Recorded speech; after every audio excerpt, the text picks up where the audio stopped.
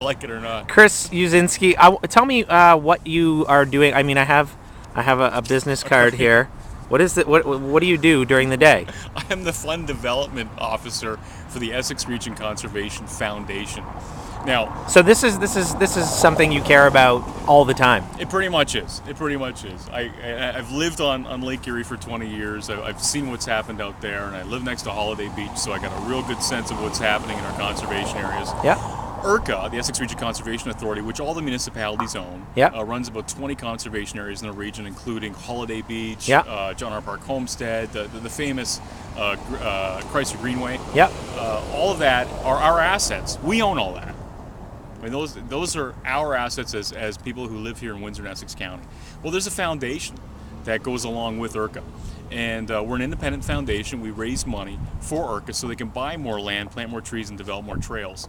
And real simply, how the funding model works is that IRCA will take, let's say, $200,000 from the foundation, and then they'll find partners who add money to that, whether it's Ministry of Natural Resources, Ducks Unlimited. They have all kinds of funding partners, and they kind of build it into an envelope, and then they can go for matching funds. Okay. So that couple $100,000 becomes $2 million or $3 million for land acquisitions. Man. So we can do stuff. You do a lot. We can do a lot. So that's why it's so important for me to kind of raise a little bit of money so they can raise a lot of money, and then, build more beaches, build more trails, protect more land. Enviro Expo. Enviro Expo. I want you to tell people What's now. We deferred the Bill Clinton thing. I would like to talk about tickets actually showing up. There's talk. These people are talking about, tickets are $1,500. Ridiculous. There were like 10 tickets. Anyway. There were like 20 tickets that 50. were $1,500, and they involved meet and greets with the ex-president. That's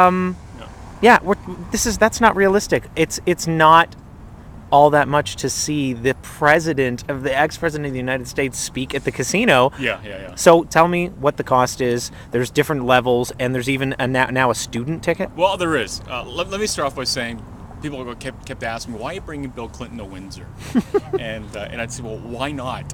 I mean, he's only the largest figure in the world. He's the most popular president ever in history. And I was giving a speech to a bunch of Republicans, believe it or not, in the U.S. last week. And I said, look, let's put aside the whole issue of Democrats and Republicans, and let's forget that he was actually the president of the United States for 2 terms. Yep. In the last 5 years, his foundation alone has raised $65 billion with a B. Billion? Billion. That's a lot of money. He has 1,600 employees on the ground delivering AIDS medication to Africa, educating women in the third world, fighting childhood obesity in the United States, and climate change is a major initiative of his as well. But what he does with his climate change initiatives is they're big projects. I mean, big projects. Last year he changed 175,000 light standards in Los Angeles alone from high-pressure sodium to LED.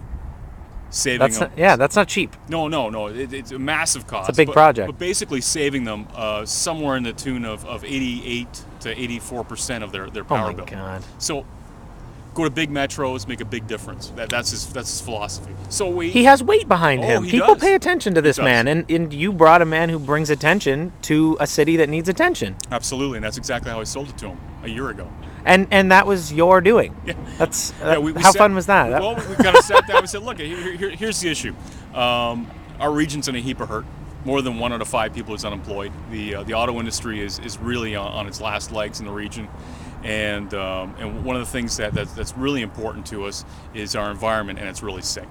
And we need to talk about the Great Lakes. We need to talk about working together and really developing new strategies to help ourselves out. And when he comes here, he's not going to come here and talk about other projects. He's going to be schooled, as he is, about the issues faced the United States when he was there. And he's going to talk about this region. He's going to talk about things that need to happen and hopefully will happen, and the changes in this region. So it's going to be localized and interesting to anybody who lives in this area, correct? Well, first off, he's the greatest speaker who ever lived, okay? I don't know anyone who's ever seen Bill Clinton. No hyperbole. And didn't come out changed, right? That like, wow, I can't believe, we just saw Bill Clinton. So, yeah, he's going to talk about some of his global initiatives. He's going to talk about our local issues.